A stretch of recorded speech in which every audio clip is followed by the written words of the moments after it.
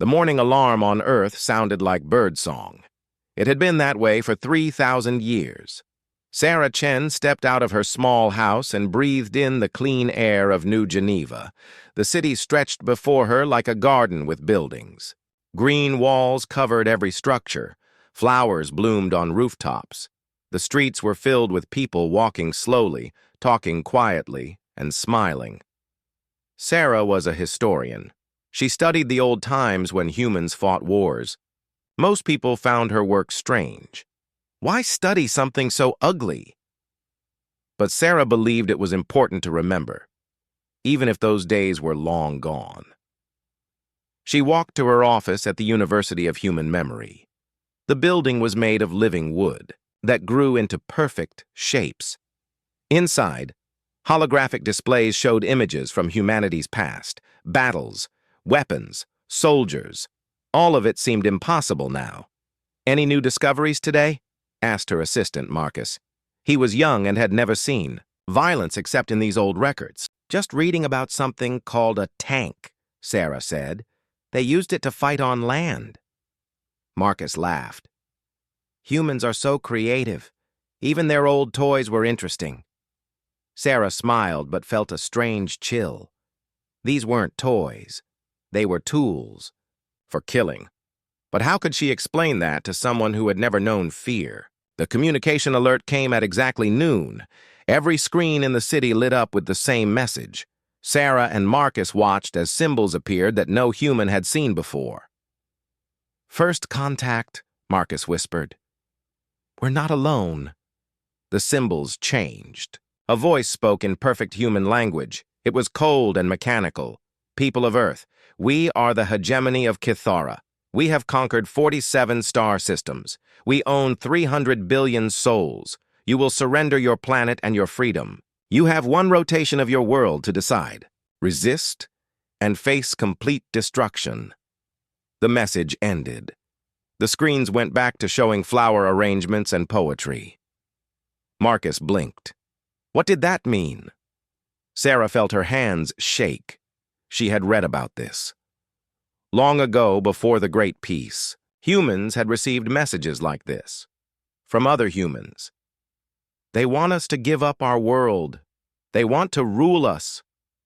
Rule us? Marcus looked confused. Like a government? No, like slaves. The word hung in the air. Slavery was something from the very old books, like war, like hunger. Things that humans used to do to each other before they learned better.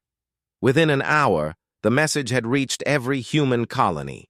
Earth, Mars, the mining stations around Jupiter, the farming worlds of Alpha Centauri, the research stations at the edge of human space. Everywhere, the reaction was the same. Confusion.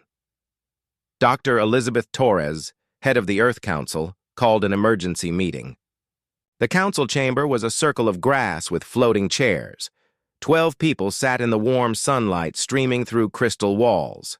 "So," Dr. Torres said, "it seems we have visitors, and they want something from us." "They want us to surrender," said James Wright, the representative from Mars. "But surrender what? We don't fight anyone." "Our freedom," Sarah said. She had been called to explain the historical context. In the old days, some groups would take control of others by force. They called it conquest. The council members looked at each other. The idea seemed foreign to them. "But why?" asked Dr. Torres. "What would they gain?" Sarah pulled up old images on the room's display system, pictures of ancient empires, Roman legions, medieval armies, starship battles from humanity's expansion period. Resources, labor, power. The old humans believed that taking from others made them stronger. "How strange," said Maria Santos from the Jupiter colonies. "Working together always made us stronger." Dr. Torres nodded. "Well, we should probably talk to them. Explain that we're not interested in this old way of thinking. I'm sure they'll understand once we show them how cooperation works." Sarah felt that chill again.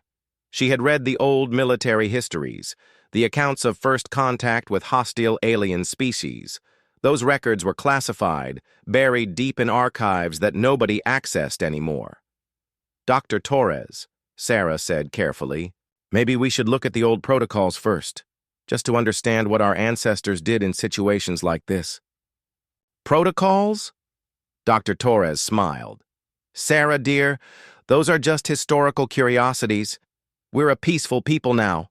We'll handle this like we handle everything else, with kindness and understanding. The council agreed. They would send a message back to the aliens. They would invite them to Earth for discussions. They would show them the human way of life.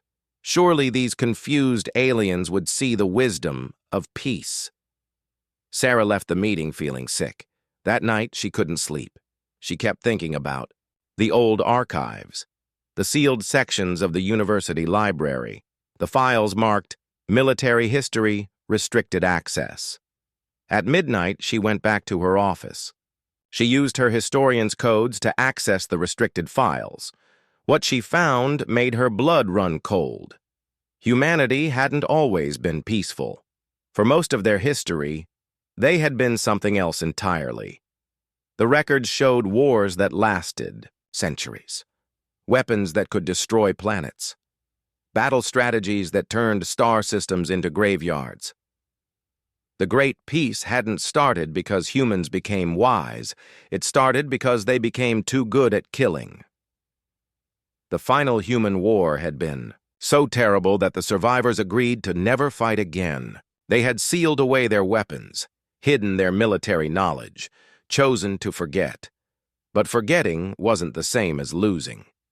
Sarah found military bases sealed under mountains, weapon factories buried under oceans, starships hidden in the space, between planets.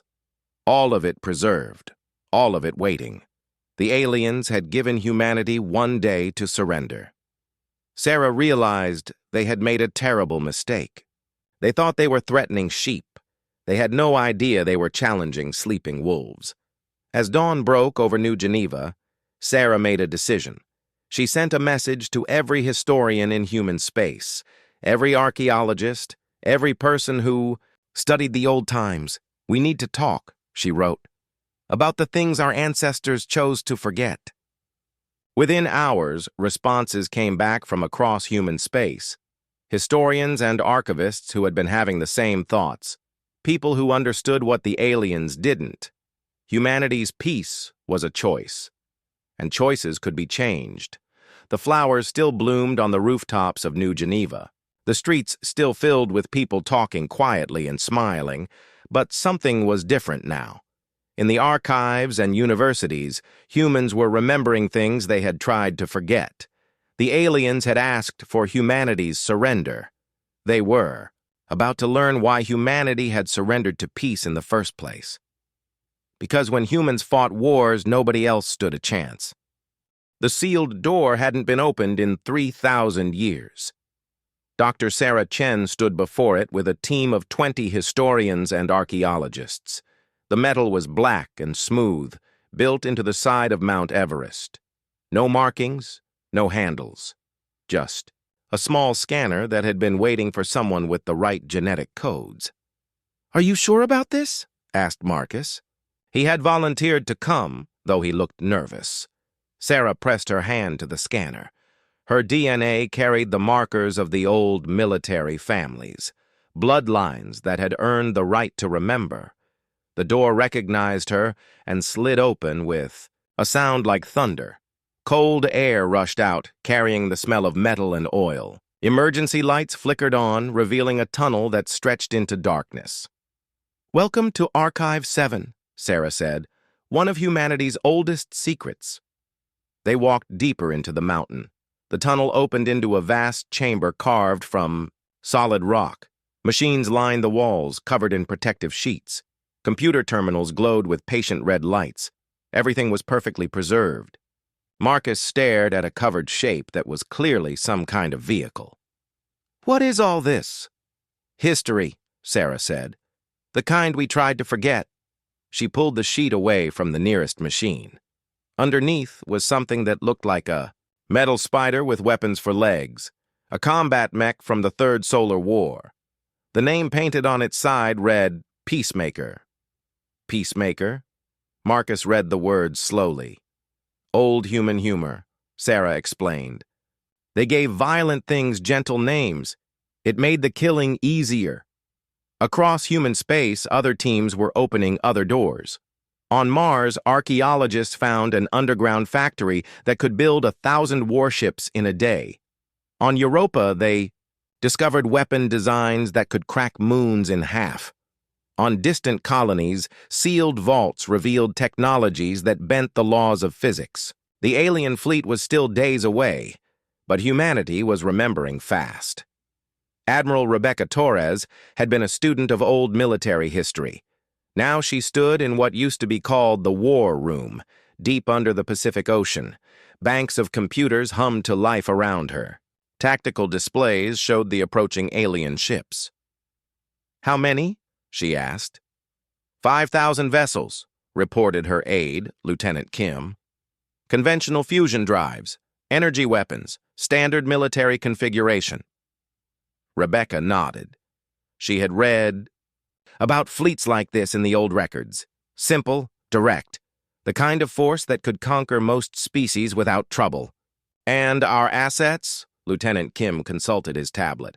37 sealed military bases have been reopened. 15 weapon production facilities are coming online. The Luna Defense Grid responded to activation codes. And... He paused. And... What?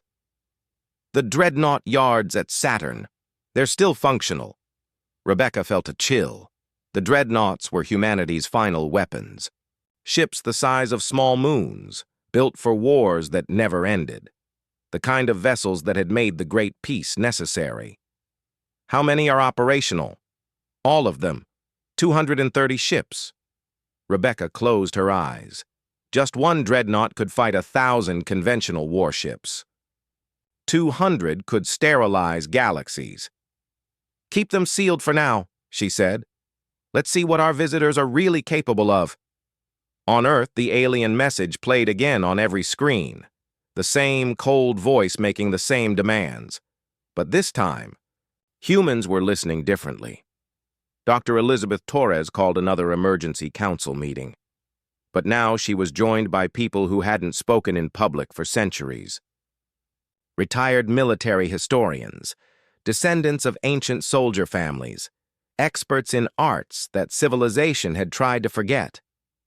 The archaeological teams have made remarkable discoveries, Dr. Torres announced. It seems our ancestors were more prepared for situations like this than we realized. Admiral Rebecca Torres stood to address the council. She was Dr. Torres's sister, but they lived very different lives. One had studied peace, the other had studied war. The alien fleet is impressive by current galactic standards, Admiral Torres reported. 5,000 ships with basic military technology. They've conquered dozens of species using these methods. And our response? Asked Dr. Torres. We could end this in minutes, Admiral Torres said simply. The question is whether we want to. The council members looked uncomfortable. Violence was against everything they believed. Surely we can negotiate, said James Wright from Mars. Show them our way of life. Convince them that cooperation is better than conquest. Admiral Torres pulled up a tactical display. It showed the alien fleet formation, their approach vector, their weapon signatures. These ships are designed for one purpose, she said, to kill anything that doesn't surrender. They've used them to enslave 300 billion people. Their entire culture is built on conquest. But they've never met humans, Dr. Torres said hopefully. No, Admiral Torres agreed. They haven't. She pressed a button. New images appeared, ships that looked like metal birds of prey, weapons that glowed with impossible energies, battle formations that moved like living things. These are our ships, Admiral Torres explained, built during the expansion wars, hidden during the Great Peace, still waiting. Marcus raised his hand nervously. But we're peaceful now. We don't want to hurt anyone. Admiral Torres looked at him with sad eyes. None of us want to hurt anyone. That's why we stopped fighting. But sometimes wanting peace means being ready for war. The alien fleet sent another message. This time it wasn't just words. They broadcast images of conquered worlds, cities in ruins, people in chains, entire species working as slaves in alien mines. "This is what happens to those who resist us," the cold voice said. "This is what happens to those who refuse our generous offer of servitude." The council chamber fell silent. Dr. Torres spoke first. "They're showing us what they've done to others." "Yes," Admiral Torres confirmed. "And what they plan to do to us." "How long until they arrive?" asked Maria Santos from Jupiter. 18 hours. Dr. Torres looked around the circle. These were good people, kind people. People who had spent their lives growing gardens and writing poetry and teaching children. People who had never hurt anyone. "What do we do?" she asked. Admiral Torres activated another display. This one showed human space. Every world, every station, every ship. Billions of peaceful people going about their quiet lives. "We protect them," she said, "the way our ancestors protected us." That night, across human space, ancient machines woke up. Factories that had slept for millennia began producing tools of war. Ships that had been hidden in asteroid fields powered up their engines. Weapons that could reshape reality itself ran system checks. The aliens were coming with 5,000 ships and the confidence of conquerors who had never been defeated. They had no idea that humanity had once built empires out of ashes and turned war into an art form. The archaeological excavation was complete. Humanity had remembered how to fight. Now they just had to remember why they had chosen to stop. The first alien ships dropped out of hyperspace at the edge of the solar system. They came in formation, weapons charged, ready for another easy conquest. Commander Vexhai of the Kitharan hegemony stood on the bridge of his flagship and smiled with satisfaction. Another primitive species about to learn the price of resistance. "Scan the system," he ordered his crew. "Show me their pathetic defenses." The sensor officer worked at his console, then frowned. "Sir, I'm reading some unusual energy signatures." "Define unusual." "There are structures throughout the system, hidden installations. The power readings are significant." "Commander." Vexhai wasn't worried. Every species tried to hide their military assets. It never mattered. "How significant?" "Sir, some of these readings are higher than our main battle stations."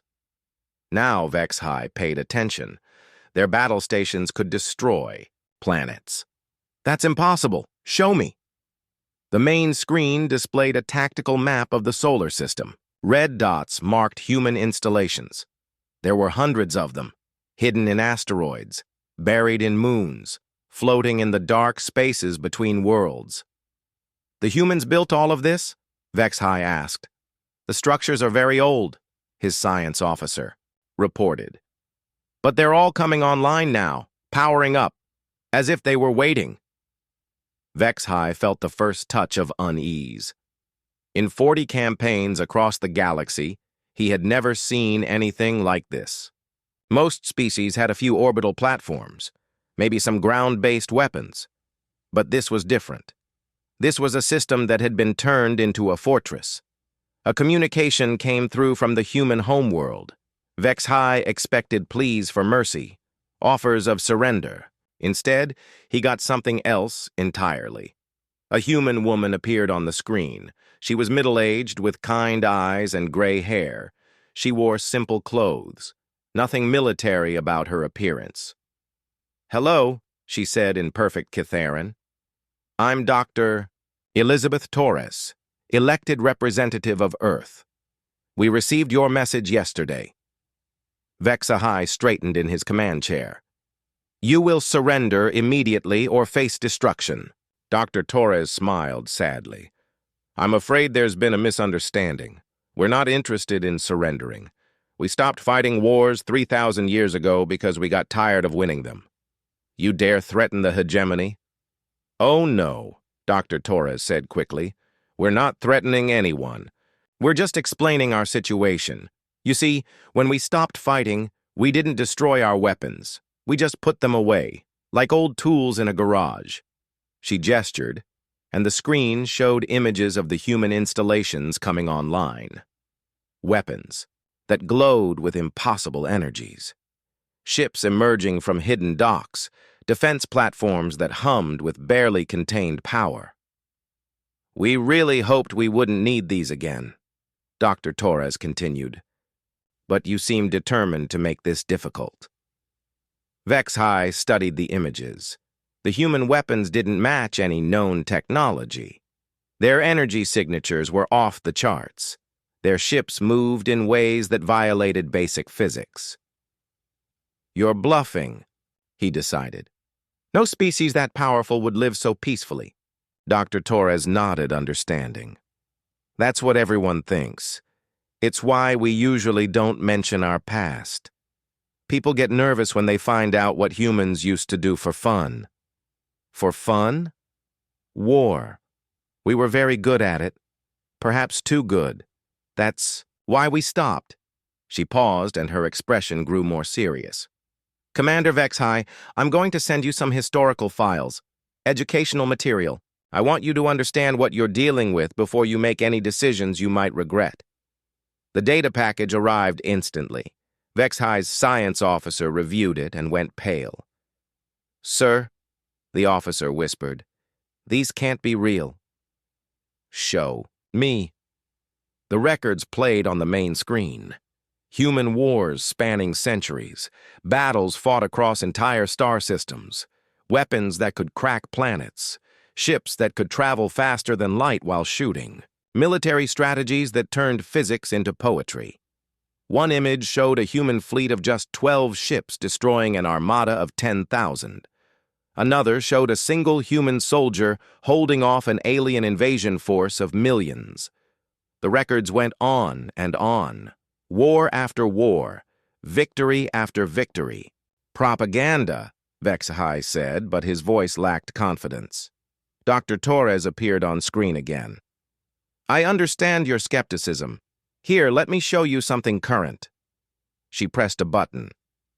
Around the solar system, human installations powered up to full capacity. The energy readings were so high that HFY's sensors started overloading. These are our defensive systems, Dr. Torres explained. We built them during the expansion wars about 4,000 years ago. They're a bit outdated now, but they should be sufficient for this situation. A new voice joined the conversation. This one belonged to a woman in military uniform, Admiral Rebecca Torres, according to the display. Commander HFY, Admiral Torres said, I've reviewed your fleet composition and tactical doctrine. Very impressive for current galactic standards. You could probably conquer most species with that force. Most species? HFY asked. Well, yes, but you're not fighting most species. You're fighting humans. And we wrote the book on space warfare. Literally. Several books, actually. The Admiral's image was replaced by technical schematics. Ship designs that made HFY's vessels look like toys. Weapon systems that could reshape matter at the atomic level. Defense networks that could calculate every possible attack and counter them all simultaneously. These are just the public archives, Admiral Torres continued. The really interesting weapons are still classified. HFY found his voice. You expect me to believe that a peaceful species has weapons that advanced? Peaceful by choice, Admiral Torres corrected. We didn't become peaceful because we were weak. We became peaceful because we were strong enough to choose peace. She paused, and her expression grew gentler. Commander, I'm going to offer you something that no one has probably offered you before. A chance to leave. Take your fleet and go home. Tell the hegemony that humans aren't interested in conquest or being conquered. We just want to be left alone. And if I refuse? Admiral Torres sighed. Then we'll have to remind you why the galaxy was so quiet for the last 3,000 years? On the alien flagship, alarms began to sound. The sensor officer was shouting reports. "Sir, unknown contacts appearing throughout the system. They're just materializing." "Impossible. Show me." The tactical display updated.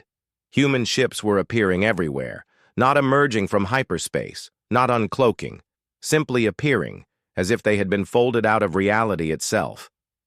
They were beautiful in a terrible way, sleek hulls that seemed to bend light around them, weapons that glowed like captured stars, ships that moved with the grace of living things. "How many?" HFY whispered. "Counting now, sir. 10, 50, 200. Sir, they're still appearing." Dr. Torres appeared on screen one final time. "Commander, this is your last chance. We really, truly don't want to fight you. We've spent 3,000 years learning to be better than this. But if you force us to remember who we used to be..." She didn't finish the sentence. She didn't need to. HFY looked at his tactical display. 5,000 alien ships faced an unknown number of human vessels that had technology beyond his understanding. Ships that could appear out of nowhere, weapons that could rewrite the laws of physics. He thought about the historical records, wars that lasted centuries, victories against impossible odds, a species that had conquered the galaxy and then chosen to give it up because conquest had become too easy. For the first time in his military career, Commander HFY felt afraid. The humans were smiling at him through the communication screen. Kind, gentle smiles. The sort of expression you might give a child who was about to make a terrible mistake. HFY realized he was that child, and the humans were trying to save him from himself. Commander HFY made his choice. Pride, training, and 300 years of successful conquests told him that no species could be as powerful as the humans claimed. The historical records had to be fake. The energy readings had to be censor, errors. "All ships, attack formation," he ordered. "Target their homeworld first. Show them what happens to those who lie to the hegemony." The alien fleet moved forward like a spear aimed at Earth's heart. 5,000 ships with weapons that had conquered 47 star systems. They had never failed before. Admiral Rebecca Torres watched from the war room deep under Earth's ocean. Around her, computers that had slept for millennia hummed with quiet efficiency. The tactical displays showed every alien ship, every weapon, every piece of equipment they carried. "Analysis complete," reported her aide, Lieutenant Kim. "Standard hegemony battle doctrine. Formation Alpha 7, no surprises." Admiral Torres nodded. She had studied this formation in the old archives. It was effective against most species. Direct assault with overwhelming firepower. Simple, brutal. Successful. Against humans, it was suicide. "Signal the fleet," she ordered. "Implement defense pattern Omega." "Which version, Admiral?" "The gentle one. These aliens don't know any better." Across human space, the awakening continued.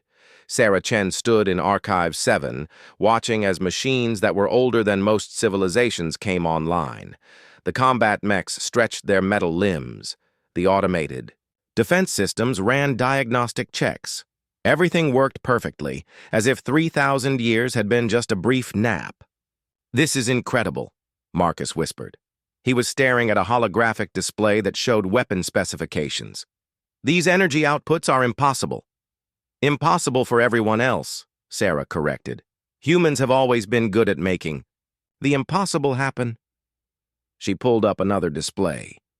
This one showed the current human fleet. Ships that looked like works of art, armed with weapons that could rewrite reality. Each vessel was a masterpiece of engineering that had taken decades to build and centuries to perfect. "How many ships do we have?" Marcus asked. Sarah checked the numbers. "Active fleet? About 1,200 vessels." 1,200 against 5,000? Those aren't good odds." Sarah smiled. It was the same sad expression that Dr. Torres had. Warn. Marcus, you're thinking like a normal species. Humans don't work that way. We don't win through numbers.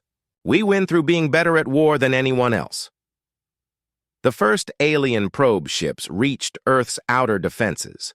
They expected to sweep aside a few orbital platforms and clear the way for the main assault. Instead, they found something that their sensors couldn't properly analyze. Space itself seemed to ripple around Earth. Defensive networks that existed in dimensions the aliens couldn't perceive detected the approaching ships and evaluated them as threats. Ancient protocols activated. The probe ships simply stopped existing. Not destroyed, not damaged. They were there one moment and gone the next, as if reality had decided they didn't belong. On the Hegemony flagship, alarms screamed. "Report!" HFY shouted. "The probe fleet is gone, sir," his sensor officer reported, voice shaking. "No explosions, no energy signatures. They just disappeared. Impossible! Show me the recordings!"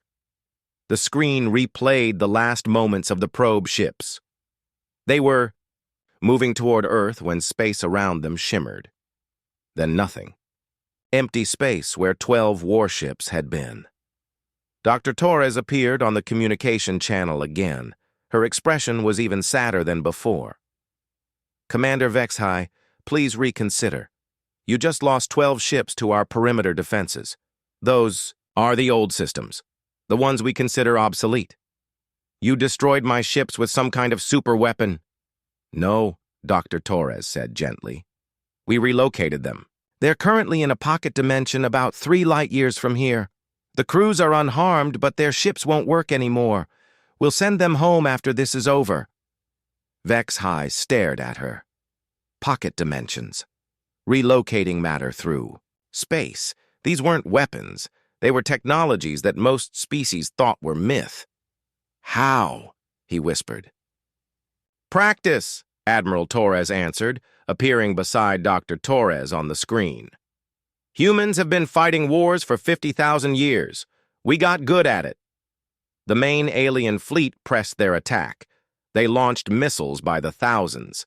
Energy beams that could crack asteroids lashed out at human positions. It was an assault that should have overwhelmed any defense. The human response was almost casual. Ships that had been invisible suddenly appeared in perfect position to intercept every missile. Energy shields that bent physics caught the alien beams and redirected them harmlessly into space. Human vessels moved through the attacking fleet, like dancers, avoiding every shot while positioning themselves for optimal response. "Weapons free," Admiral Torres said quietly. The human ships fired. What happened next made HFY question everything he knew about warfare. The human weapons didn't just hit their targets. They analyzed them first, studied their construction, understood their weaknesses. Then they applied precisely the right amount of force to disable each ship without killing the crew. Alien vessels lost power. Their weapons went offline. Their engines stopped working, but their life support remained functional. Their communication systems stayed active. The humans were being careful not to hurt anyone. "Status report," HFY demanded. 40% of the fleet is disabled." His tactical officer reported. "No casualties. They're targeting our systems, not our people." "Why aren't they killing us?" Dr. Torres answered from the communication screen. "Because we don't want to. Killing is easy, Commander. Any species can destroy things. Building a civilization that chooses not to destroy is much harder." But HFY wasn't listening to wisdom. He was thinking about the shame of returning to the hegemony with news of defeat, about losing his rank, his status, his life. "Deploy the planet crackers," he ordered. His crew looked at him in shock. Planet crackers were weapons of last resort, tools for destroying entire worlds when conquest wasn't possible. "Sir," his weapons officer said carefully, "those weapons will kill everyone on the planet, including our disabled ships." "Do it!" The hegemony fleet launched their most terrible weapons. Missiles designed to burrow into a planet's core and detonate, splitting worlds in half. They had used them before on species that refused to surrender. It was genocide, but effective. The missiles raced toward Earth, and for a moment it seemed that human technology might not be enough to stop them. Then the real human fleet arrived. They came out of hyperspace in perfect formation. Not 1,200 ships, not 5,000, 50,000 vessels that made the rest of the human fleet look like toys. Dreadnoughts the size of small moons, carriers that launched fighters by the millions, battleships that glowed with the power of contained stars. These were the ships that had conquered the galaxy 4,000 years ago, the vessels that had made the Great Peace necessary because no one else could fight them. Admiral Torres's voice came over every communication channel in the system. It wasn't gentle anymore. Commander Vexhai, you just tried to destroy a planet with 8 billion innocent people. That changes things. The planet cracker missiles met the new human fleet. For 3 seconds, energies that could reshape matter clashed in the space around Earth. When the light faded, the missiles were gone, not redirected, not disabled, unmade at the atomic level. You have 10 seconds to surrender your entire fleet, Admiral Torres continued. Or we stop being nice. Vexhai looked at his tactical display. The new human ships surrounded his fleet completely. Their weapons were already locked on target. Energy readings showed that each human vessel could destroy his entire armada single-handed. He thought about the historical records again, the wars that lasted centuries, the battles against impossible odds. Species that had thought they were conquerors until they met humans. For the first time, Vexhai understood what they had really done. They hadn't challenged a peaceful species. They had awakened something that had chosen to sleep, and now it was angry. I surrender, he whispered. The words went out over every communication channel. Across the alien fleet, weapons powered down, shields dropped. Ships that had conquered dozens of worlds now drifted helplessly in space, surrounded by technology they couldn't understand and mercy they didn't deserve. Dr. Torres appeared on screen one final time. The sadness in her eyes was deeper now. 3,000 years, she said quietly. 3,000 years of peace, and it took you less than a day to make us remember why we stopped fighting. The human ships hung in space like sleeping giants, patient, waiting, ready for whatever came next. The galaxy was about to learn that humanity's peace had always been a gift, and gifts could be taken away.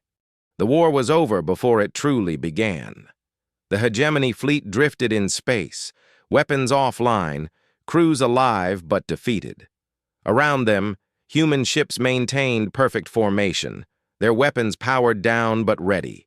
Mercy offered at the end of overwhelming force. Commander Vexhai sat in his command chair, staring at displays that showed the impossible. His fleet of 5,000 ships, the pride of the hegemony, had been neutralized in less than an hour. Not destroyed. Disabled. The humans had been careful not to kill anyone. That might have been the most terrifying thing of all. Admiral Rebecca. Torres materialized on his bridge. Not a hologram, not a transmission. She simply stepped out of empty air as if space itself was just another doorway for humans to walk through. Vexhai tried to stand, to show some dignity in defeat, but his legs wouldn't support him. The Admiral was small, middle-aged, with graying hair and kind eyes. She looked like someone who should be teaching children or tending gardens. Not commanding. Fleets that could unmake reality. Commander, she said gently, we need to talk. She gestured, and a chair materialized beside his command station. She sat down as if they were old friends having coffee instead of enemies meeting after battle. How? Vexhai asked. It was the only word he could manage. How did we win? How do our ships work? How did we get so powerful? Admiral Torres smiled. Those are the wrong questions, Commander. The right question is why we stopped using this power 3,000 years ago. She touched a control on his console, and the main screen lit up with new images. Not weapons or ships, planets. Beautiful worlds with crystal cities and floating gardens. People who looked human, but different, evolved, at peace. This is what we built after we stopped fighting, Admiral Torres explained. Civilization without war, art without violence, progress without conquest. We discovered something amazing, Commander. It turns out that when you stop spending all your time and energy on killing people, you can accomplish incredible things. Vexhai studied the images. The human worlds were unlike anything in the galaxy. Clean, peaceful, advanced beyond measure. But you still kept your weapons. Of course we did. Peace through strength isn't just words. It's a promise. We will. Leave you alone if you leave us alone. But if you threaten what we've built, she gestured at the disabled fleet around them. Well, you've seen the results? The Admiral stood and walked to his tactical display. With a touch, she brought up a map of the galaxy. Red sections showed hegemony territory. Blue showed human, space. There was a lot more red than blue. Your empire controls 47 star systems, she said. 300 billion people, most of them slaves. You call this success? It is success. We are the strongest force in the galaxy. Admiral Torres laughed. It wasn't mocking. It sounded almost fond. Commander, you control 47 systems. Humans controlled the entire galaxy once. All of it. Every star, every world, every species. She touched the display again. The blue sections expanded until they covered everything. This was human space 4,000 years ago. We ruled it all because we were better at war than anyone else who had ever lived.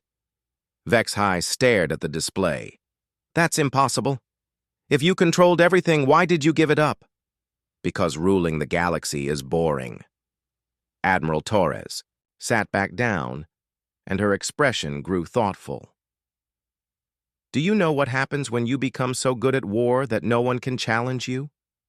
When you can defeat any enemy, conquer any world, solve any problem with overwhelming force, you become unstoppable.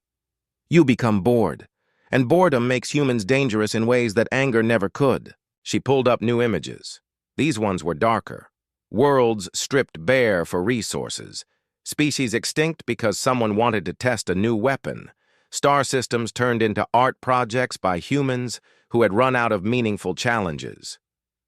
We were killing entire civilizations because we were curious about what would happen, Admiral Torres said quietly. We were rearranging solar systems to see if we could make them prettier. We had become gods, and gods don't have to care about the consequences of their actions. So you stopped? The smart ones did. The ones who realized that unlimited power combined with unlimited boredom was a recipe for universal genocide. We made a choice. We gave up conquest, gave up empire, gave up war itself. Admiral Torres stood again and walked to the viewport. Outside, human ships floated like sleeping giants, beautiful and terrible and patient. We didn't destroy our weapons because we might need them someday, like today. But we swore that we would only use them to protect what we had built. Never again for conquest. Never again for entertainment. Dr. Elizabeth Torres appeared on the bridge beside her sister. The same gentle expression. The same sad eyes.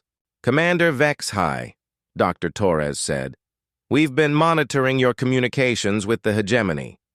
Your government is preparing to send more fleets, bigger ones. They think what happened here was a fluke. How many ships are they sending? Admiral Torres asked. Vexhai hesitated, then decided that honesty might keep him alive. 50,000. The entire reserve fleet. They're calling it the final solution. The Torres sisters looked at each other. Dr. Torres sighed. Admiral Torres smiled. It was a sad smile, but there was something else in it. Something that made Vexhai's blood run cold. 50,000 ships, Admiral Torres mused. That's almost enough to be interesting. She touched her communication device. All units, this is command. Prepare for extended operations. It seems we're going to have more visitors. What are you going to do? Vex High asked. What we always do, Dr. Torres answered. What we have to do. Admiral Torres walked back to the tactical display. With quick touches, she brought up Star. Charts that showed the entire hegemony, every world, every fleet, every military installation. We're going to end this, she said simply. All of it.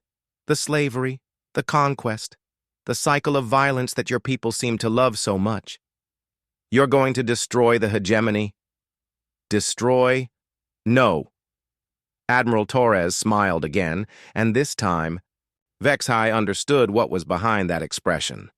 We're going to liberate it! She touched the display, and new images appeared. Human ships spreading across hegemony space, not attacking, not conquering. Simply appearing at every slave world, every military base, every government center. It will take about 6 hours, Admiral Torres explained. We'll disable your fleets, free your slaves, remove your governments, install peace treaties that your successors will find it impossible to break. That's conquest. No, Dr. Torres corrected gently. Conquest is what you do. Taking territory for yourself. We're not taking anything. We're just stopping you from taking things from others. Admiral Torres turned back to Vex High, and for the first time he saw her without any gentleness at all.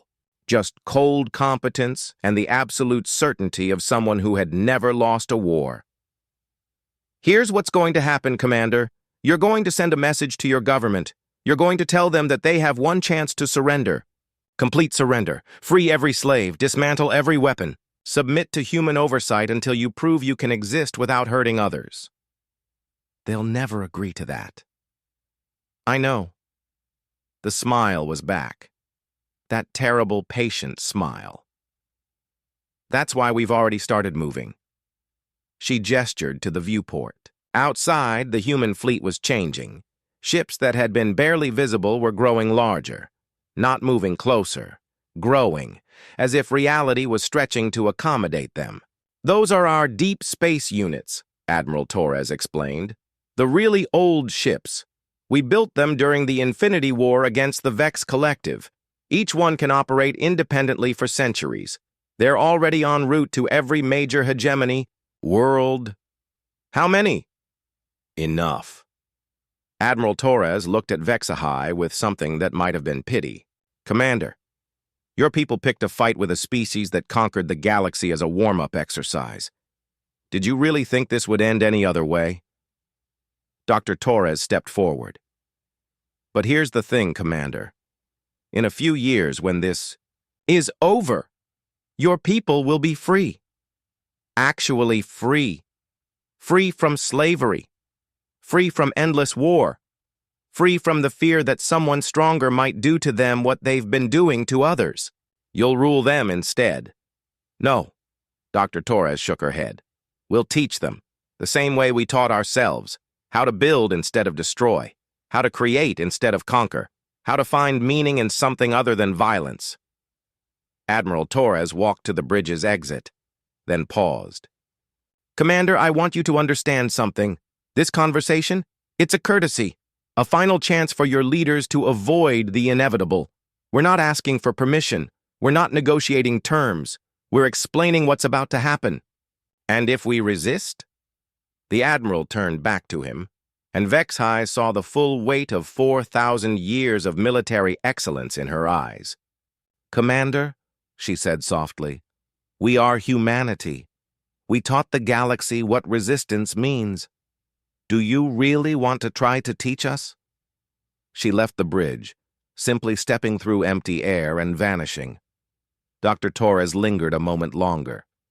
Send the message, Commander, she said kindly. Your people deserve to know what's coming and why it's coming, and why, in the end, they're going to be grateful for it. She disappeared as well, leaving Vex High alone with his defeated crew and a communication system that could reach the hegemony capital. He looked at the human ships surrounding his fleet.